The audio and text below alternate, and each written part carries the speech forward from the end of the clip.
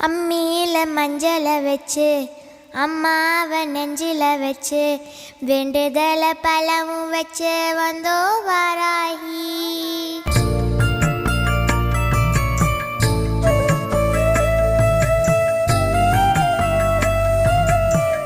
அம்மியில மஞ்சளை வச்சு அம்மாவை நெஞ்சில வச்சு வேண்டுதல பழமும் வச்சு வந்தோ வாராகி.